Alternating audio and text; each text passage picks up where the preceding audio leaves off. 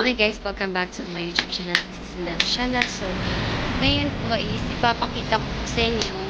Kung nakita niyo yung first video ko na ano yung ginagawa ko pag namamanhid yung pa ako. Ito. Pinakita ko doon kung paano ko po nire-relieve yung pamamanhid. So, this time po is papakita ko po kung paano kamutin yung mga may sa ilalim ng banda, kahit dyan sa baba, makakamit na din yan. Trust me. So, ang kailangan nyo lang po is isang stick na mahaba. Siyempre, sukat na siya. Kaya sukat siya. Pag ganyan na po yung sukat niya, ganyan. Tapos, ito ginamit ko is, ginawa to is kawayan to eh. Ayan. Siyempre, inano ko po ng iha para po hindi siya mag-ispa. Tapos, hindi siya masyado malapa na yan. Manipis lang po yan. Manipis lang po yan. So, ginagawa ko po para yung makati sa part ng ilalim yung paa. Actually, wala naman susunod eh. Kasi nag-crack po talaga sa ilalim. Kasi nag-crack siya sa pin. Sa kasada. Kasi nag-crack siya.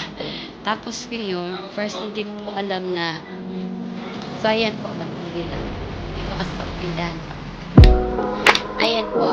So, ganito po yun. First kasi po, yung ginagawa ko noon is parang iniipit ko yung yung paa ko sa ilalim. Yung dito sa ilalim ng iniipit-ipit ko siya tapos ginagalaw para makamot sa loob. Tapos naka-idea yung husband ko na na ganito. Kaya ay mawasan. Actually, siya yung anak ko gumawa ng sila. Ito siya kaamo guys. Tapos, finally, nakagod ko rin sa ilalim. Ginagawa ko ganito guys. Lampong ganito. Tapos yung makakukati niya, ito banda. Sa banda guys.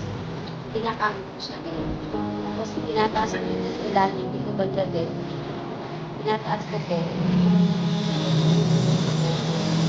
Ginagawa ko ayan, nakagod ko sa banda.